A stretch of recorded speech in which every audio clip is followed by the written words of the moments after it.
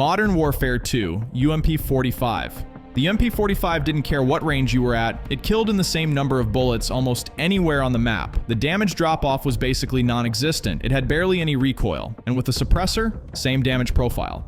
Still overpowered. You could run around Terminal, Afghan, Skid Row, didn't matter. You won gunfights you had no business winning because the gun just hit harder than every other SMG.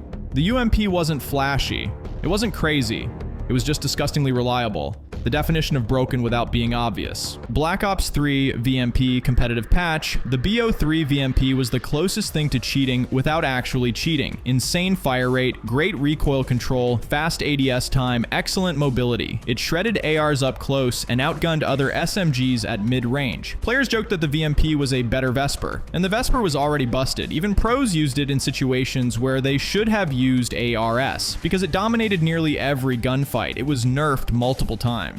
Didn't matter. The VMP stayed ridiculous until BO3's final updates. Black Ops 1. This gun was a different kind of broken. Not because it was glitchy or bugged, but because it had everything. Damage, accuracy, fire rate, and almost non-existent recoil. It was the perfect gun. Your first bullets were laser accurate, meaning if you shot first, you always won the fight. Other ARs like the Commando or Galil were solid, but this gun was in a league of its own. Competitive players, casuals, YouTubers, everyone used it. The gun was so dominant that dropping a nuke or a 100+ kill game almost always involved this weapon. It broke BO1's balance so badly that nearly every match felt like a showcase.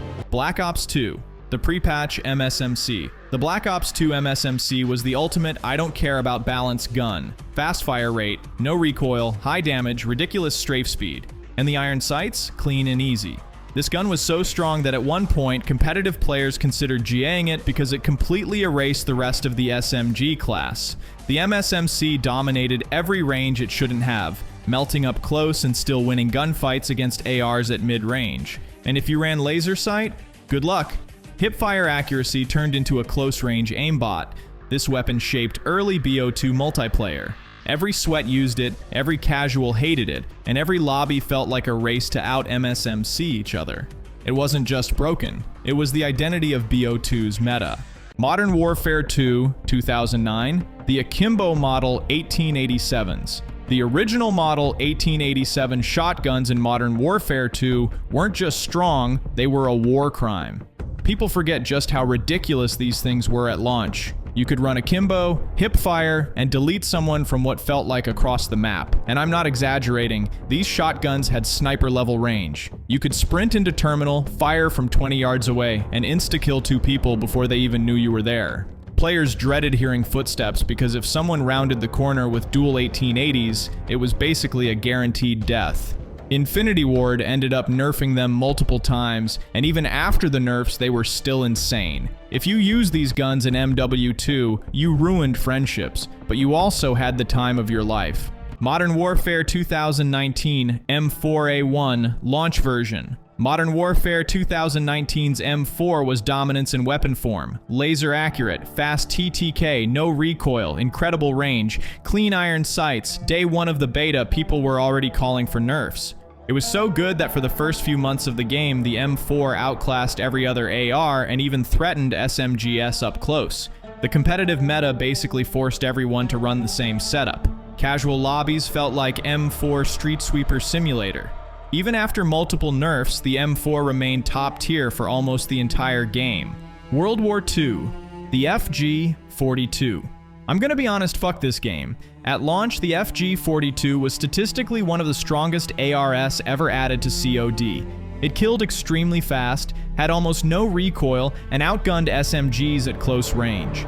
Sledgehammer nerfed it multiple times, but it took at least 3 patches before it finally felt balanced.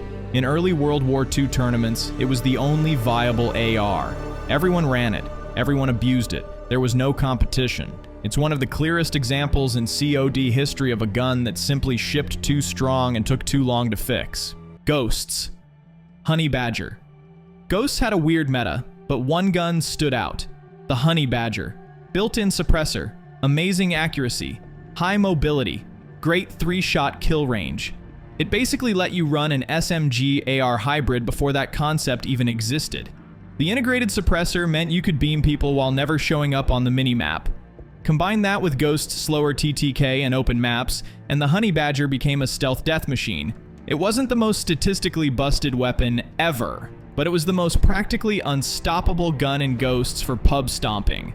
Anyone running Specialist with Honey Badger instantly turned into a super soldier. Advanced Warfare, BAL-27 launch version. If you didn't play Advanced Warfare at launch, you missed one of the most broken guns in COD history. The BAL-27 melted everything. The first few bullets fired slower, but after that, the fire rate ramped up so fast it turned into a literal shredder. It dominated long range, close range, mid range. Didn't matter. Pro players complained about it constantly. Casual players hated getting vaporized by it. It got nerfed multiple times, but the gun still remained meta for the entire lifespan of AW. The BAL wasn't just strong, it dictated the entire flow of every match. If someone got map control with a BAL, the game was basically over. Modern Warfare 3, 2011, ACR 6.8. The ACR 6.8 is one of the smoothest guns ever put in a Call of Duty game. Zero recoil. I mean zero. You could shoot full auto from across the map on Village or Fallen and your gun literally wouldn't move. High damage, fast handling, laser accuracy, it turned average players into beams and sweats into unstoppable killing machines. The worst part? There wasn't a real reason to use any other AR. The SCAR? Too much kick. The M4? Too average. The CM901? Who used that? The ACR wasn't just strong, it was effortless. You didn't need skill, positioning, or even good attachments. The gun did everything for you. It defined MW3's TTK meta and sweatiest lobbies.